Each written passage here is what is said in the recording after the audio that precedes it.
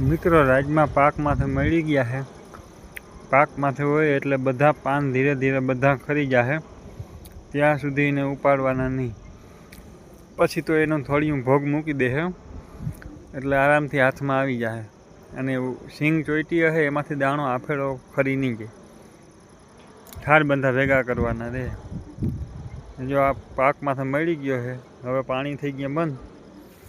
હવે ફૂલ ફાલ આમાં કેવો છે ફાલ એ જોઈ લઈ। મિત્રો જોઈ શકો છો, પરવા જેવું ગયા વર્ષ જેવું નથી। ગયા વર્ષે આવા થોડાક તડકા પડી ગયા ને વધારે, એ નડી ગયું। બાકી આ ટાઈપનું છે અમારે। તમારે કેવું હોય કહેજો, ડરતા નહીં। ફૂલ ફાલ મૂકી દે છે, પાન પીરા થઈ જાય ને બધું ખરી જાય ત્યાં સુધી કંઈ નથી કરવાનું।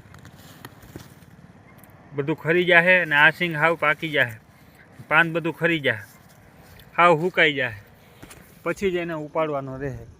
કેવો સુકાઈ જાય બતાવું, 1 મિનિટ ચાલુ રાખો। અમારે એક એમાં હોય ને તો બતાવી દઉં।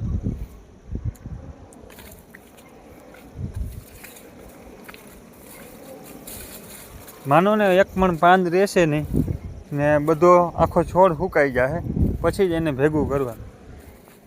ત્યાં સુધી એમનેમ રહેવા દેવાનું। નકર છે ને કોક દાણો લાલ, ઓલો જે ગુલાબી જેવો હોય ને લાલ જેવો, એ ના રહે।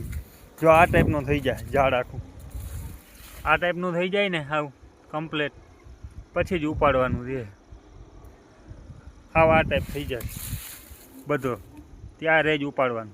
આમાં જો કેમ કોક લીલી છે, લીલી નહીં રહેવી જોઈએ, બધી સુકાઈ જવી જોઈએ, નકર પછી ઉના જેવું ના થાય, એક કલર ના થાય। એટલા માટે તમારે કેવો છે એ કોમેન્ટમાં જણાવજો।